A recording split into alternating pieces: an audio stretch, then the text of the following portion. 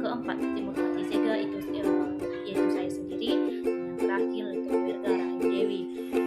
Baiklah, di sini saya sebagai moderator dan kami akan mendiskusikan hasil dari diskusi kami, yaitu dengan judul garis besar jasa bank dalam kegiatan impor.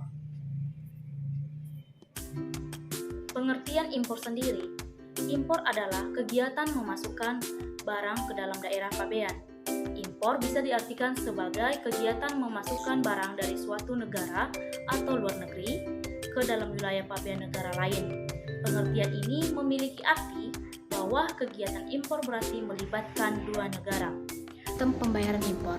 Untuk sistem pembayaran impor dapat melakukan pembayaran dengan menggunakan yang pertama itu ada letter of credit. Syarat kredit adalah sebuah cara pembayaran internasional yang memungkinkan eksportir menerima pembayaran tanpa menunggu berita dari luar negeri. Setelah barang dan bekas dokumen dikirimkan ke luar negeri kepada importir dan akan memudahkan pihak-pihak yang berada di dalamnya. Dan yang kedua ada collection. Collection secara umum adalah pengelolaan piutang sebagai akibat adanya perjanjian pembayaran. Piutang itu sendiri sebenarnya adalah aset dari perusahaan yang ada dan terbesar di pihak lain atau debitur. Oleh karena itu harus dikelola dengan baik. Dan yang terakhir itu ada open account. Salah satu metode pembayaran dalam perdagangan internasional yang sudah sering kali digunakan, khususnya pada kegiatan ekspor dan impor, di mana importir tidak akan melakukan pembayaran sebelum menerima barang pesanannya. Mekanisme perhitungan impor. Berdasarkan Undang-Undang Nomor 42 Tahun 2009, barang impor yang memang masuk dalam barang kena pajak akan dikenai pajak tambahan nilai, disingkat PPN. Pada pajak pertambahan nilai, konsumen akan dikenakan PPN sebesar 11% dari nilai impor. Untuk menghitung PPN impor sendiri, Anda perlu menggunakan rumusnya, yaitu pajak sama dengan tarif pajak dikali nilai impor. Sementara itu, nilai impor sama dengan nilai pabean tambah biaya masuk. Selanjutnya, tarif pajak pada umumnya PPN 11% dan PPh 10% jika Anda memiliki NPWP dan 20% jika Anda tidak memiliki NPWP. Mekanisme perhitungan impor. Di sini saya akan mencontohkan satu soal. Ini adalah salah satu order summary atau bukti pembelian yang terdiri dari harga barang dengan ongkos kirim. Ini termasuk dari nilai impor, yang dimana nilai impor ini terdiri dari nilai cost, harga barang, insurance atau asuransi, dan freight adalah ongkos kirim. Jadi nilai impor itu bisa dirumuskan sebagai berikut: cost, insurance, dan freight itu ditambah dengan bea masuk. Pada umumnya tarif bea masuk dan PDRI untuk barang kiriman adalah bea masuk sebesar 7,5%, sedangkan PPN sebesar 10%. Sekarang PPN sebesar 11% karena di sini order date-nya itu dari tanggal 21 bulan 5 tahun 2021 memakai PPN sebesar 10%. Namun ada barang yang dikecualikan dari penggunaan tarif tersebut. Yang pertama itu ada tas, kedua sepatu, ketiga produk tekstil, dan yang terakhir ada buku pendidikan. Diketahui komponen untuk menentukan pungutannya itu cost atau harga barang sebesar $35,19, insurance atau asuransi. Karena tidak ada asuransi di dalam bukti pembelian itu, maka nol atau tidak ada. Baru ada freight atau ongkos atau biaya kirim itu sebesar $29,17. Kurs $1 itu sama dengan Rp14.374. Jadi nilai PBN itu dirumuskan sebagai berikut: cost ditambah insurance tambah freight dikali kurs. Jadi $35,19 ditambah 0 ditambah $29,17 dikali dengan Rp14.374 bisa ditotalkan menjadi Rp925.110. Menghitung bea masuk barang kiriman. Bea masuk sama dengan 7,5% dikali dengan nilai pabean. 7,5% itu dikali dengan nilai pabean yang sudah kita hitung tadi sebesar 925.110,64 rupiah. Jadi bila dikalikan totalnya ialah 69.383,298 rupiah dibulatkan menjadi 70.000 rupiah. Menghitung PPN barang kiriman. PPN sama dengan 10% dikali dengan nilai impor. Nilai impor sama dengan nilai pabean ditambah bea masuk. Nilai pabeannya sebesar 920,110,64 ditambah dengan 70.000 sama dengan 995.110,64 rupiah. Jadi PPN-nya itu 10% dikali dengan 995.110,64 itu kalau dihitung menjadi 99.511,64 rupiah dibulatkan menjadi 100.000 rupiah. Jadi total pungutan yang harus dibayar dari bea masuk ditambah dengan PPN sama dengan 70.000 ditambah dengan 100.000, kalau ditotalkan menjadi 170.000 rupiah. Jadi bea masuk dan pajak dalam rangka impor yang harus dibayar bunga mawar adalah sebesar 170.000 rupiah. Selanjutnya saya akan membahas mengenai soal kedua. Agustina membeli alat masak dari Korea Selatan melalui e-commerce pada bulan Desember 2019.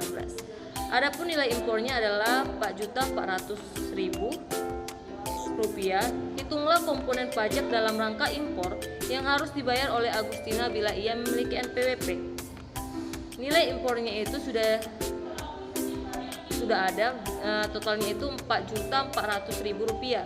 Jadi bea masuk itu kan 7,5%. Jadi dikali dengan 4.400.000 rupiah sama dengan 330.000. Terus PPN 10%. Karena dia di tahun 2019, maka PPN-nya itu masih 10%. 10% dikali 4.400.000 rupiah ditambah dengan 330.000 rupiah sama dengan 10% dikali dengan 4.730.000 rupiah bila ditotalkan menjadi 473.000 rupiah.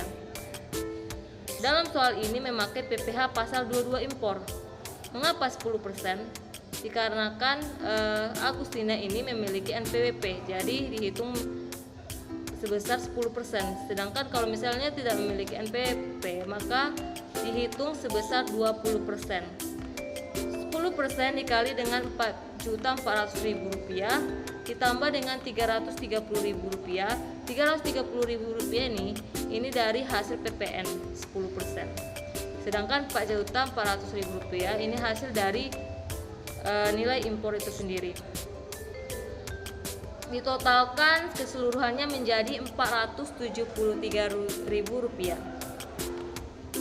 Jadi total pajak yang harus dibayar adalah 330.000 ditambah dengan 473.000 ditambah dengan 473.000 ditotalkan semua menjadi 1.276.000 rupiah.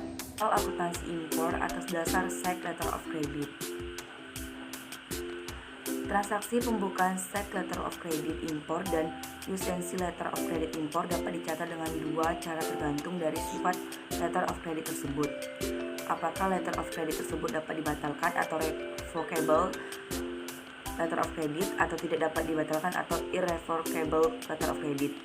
Jika Letter of Credit tersebut adalah revocable Letter of Credit, maka bank mencatat tagihan komitmen dan kewajiban komitmen, sedangkan jika Letter of Credit adalah irrevocable Letter of Credit, maka dicatat dengan tagihan kontingensi dan kewajiban kontingensi atau otoritas jasa keuangan. Contoh jurnal pengambilan barang dengan shipping PT Maju PT Maju, nasabah Bank XYZ Jakarta hendak mengimpor barang dari luar negeri untuk kebutuhan impor tersebut. Pada tanggal 2 Februari 2012, PT Maju membuka letter kredit sebesar $10.000 dengan setoran jaminan sebesar 10%. Bank XYZ memungut komisi pembukaan letter kredit sebesar 0,25%. Dan pada tanggal 14 Februari 2012 barang sudah tiba di pelabuhan dan importer menebus barang dengan meminta bank membuat SSG PIB sebesar Rp20.000, biaya atau komisi penerbitan SSG sebesar Rp200.000 dan komisi PIB sebesar Rp50.000.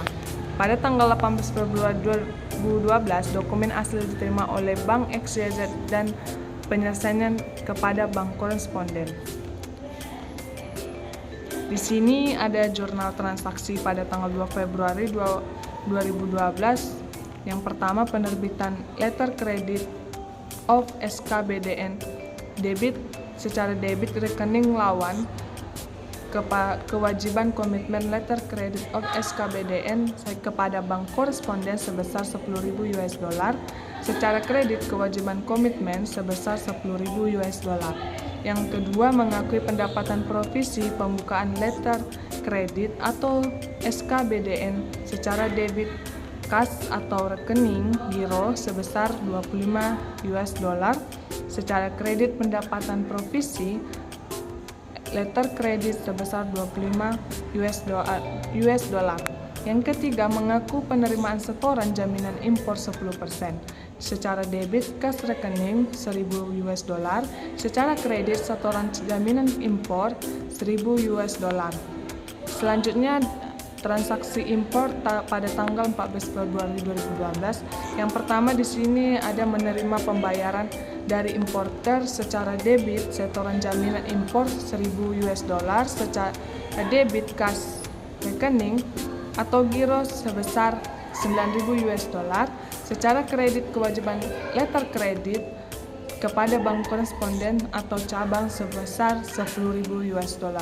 Yang kedua, mengaku pendapatan komisi dan dari mengendorse letter credit secara debit kas atau rekening secara giro $200.000, secara kredit pendapatan komisi letter credit sebesar $200.000.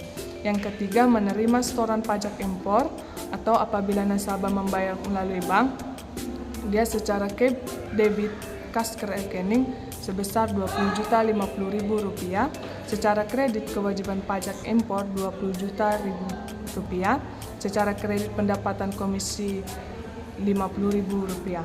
Yang keempat, melakukan jurnal balik pembukuan komitmen secara debit kewajiban komitmen letter credit kepada bank koresponden sebesar $10.000, secara kredit rekening lawan kewajiban komitmen kepada bank koresponden $10.000.